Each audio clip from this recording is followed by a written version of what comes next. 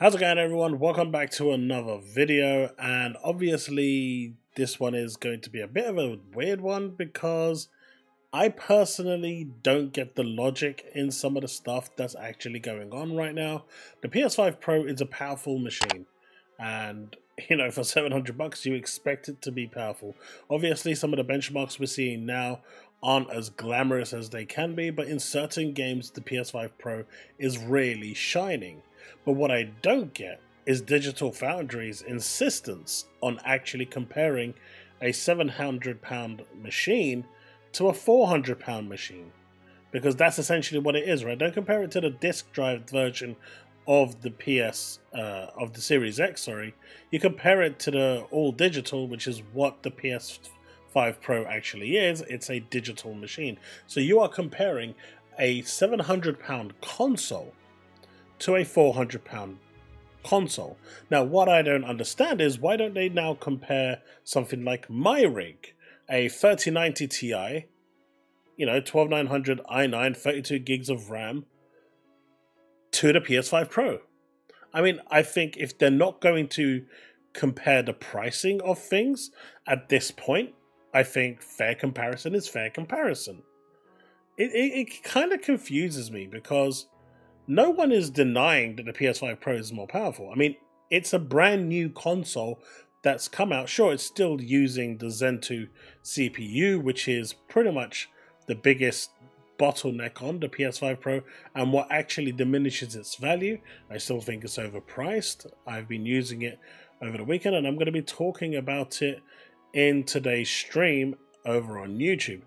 But it's this point here where Oliver says, apparently, it's now unfair to compare Xbox Series S. It's not that it's unfair, it's pointless.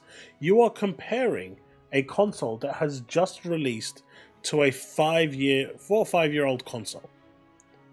You are, if they did like comparison specs between the PS5 to the PS5 Pro to show the difference between them, to show why the upgrade is worth it, I can actually see that. That actually makes sense. That's actually a viable content video. But to compare the Series X, I mean, it's obvious that a new console is going to be more powerful. To turn around and assume that it's not doesn't really make sense, right? So my question is, why are we not comparing like a 3090 or a 4080? Forget the 4090 because that's going to shit all over everything.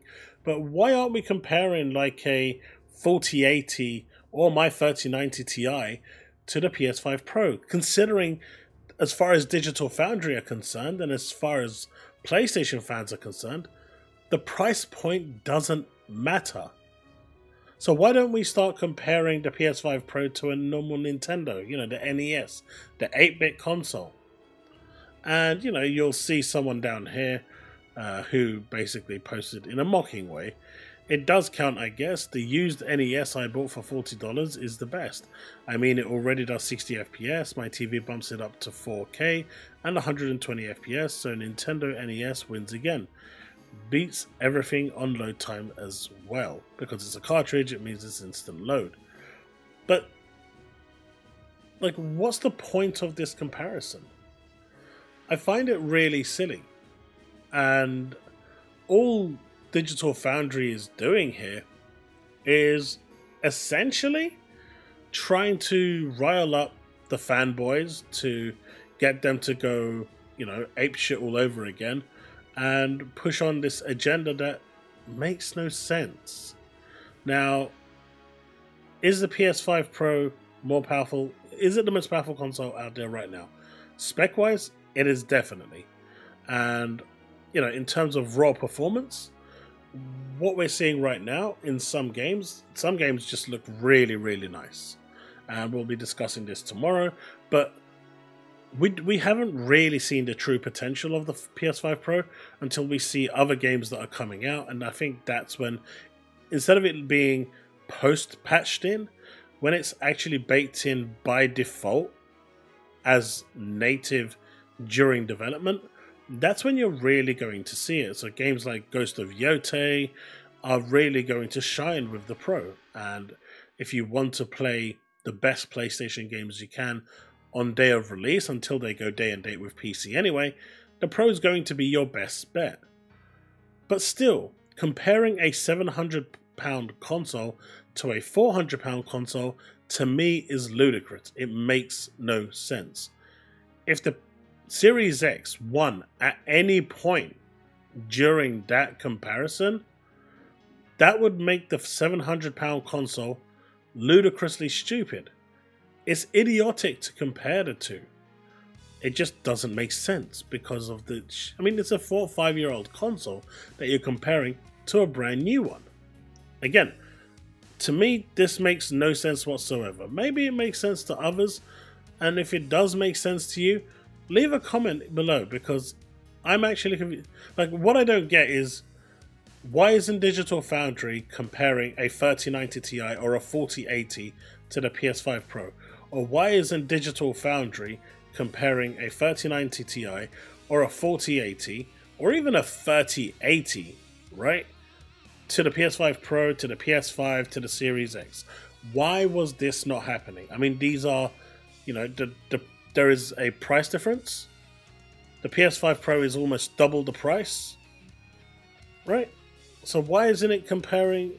You know, to me, it's ludicrous, and all it is pointless console war fanboy. I mean, we all console war, but at the end of the day, it does feel like Digital Foundry's sole existence is designed to console war. And I know they will deny it all until they're black and blue, but this comparison, I am actually agreeing with. And if the tables were turned and Sony didn't release a mid-gen refresh and Xbox released a mid-gen refresh that was way more powerful and priced £300 more than the actual, you know, their nearest rival, and anyone decided to try and say that the Xbox console was more powerful in a mocking way to a console that is £300 cheaper, £400 cheaper, at that point, I would call them idiots too.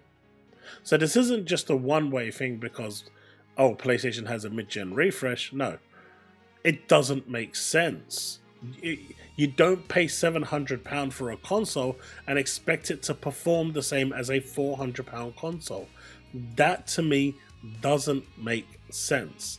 And if it makes sense to you, then at that point, comparing a 3080, a 3090 Ti, a 4080, or even a 4090 to these next-gen consoles, and I see a bunch of people, you know, Puerto Rock, J-Dub, the whole lot of them come out in full stable defense force saying, oh, why are you comparing a PC to a PS5 Pro? Look at the difference in the price. But when you're looking at this and you're comparing the difference in the price, it's double the price almost. Then you kind of have to consider, like, where does the double standard stop? Where does the double standards begin? And what is going on here? I don't know. Maybe you can tell me in the comment section below, because I'd really love to know exactly where the mental gymnastics here goes along. A lot of people are now arguing about this and talking about it, and it's something that I've spoken about before and talked about before, spoken about with friends. And, you know, if you ask any sane Xbox fan, they are going to tell you, if you are paying double the price for a piece of hardware, you are going to expect it to perform better. That's just logic. So I don't know. You let me know what you think in the comment section below, because to me, at the end of the day, all I hear from PlayStation fans is you can't compare a graphics card that's £1,000 because we're only paying £700. And then if you build your PC, it's going to cost you $2,000. That's double the price of what we've already paid for in our small box, and for you to get performance that's way ahead.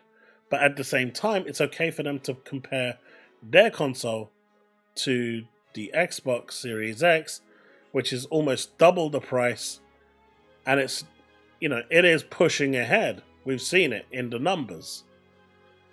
Even if it's not drastically ahead, it is pushing ahead. But you expect that. So if it's okay for them to compare it to the Series X, my question is this: why is it not okay to compare it to PCs. I mean, they are the ones opening this can of worms.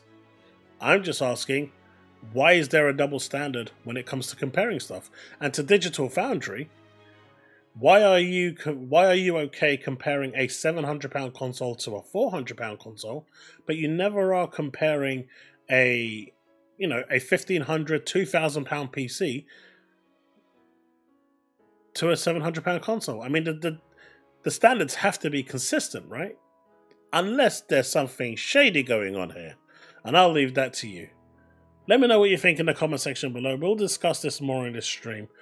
But that's me for tonight. Thanks so much for watching, and I'll see you in the next one. Remain legend.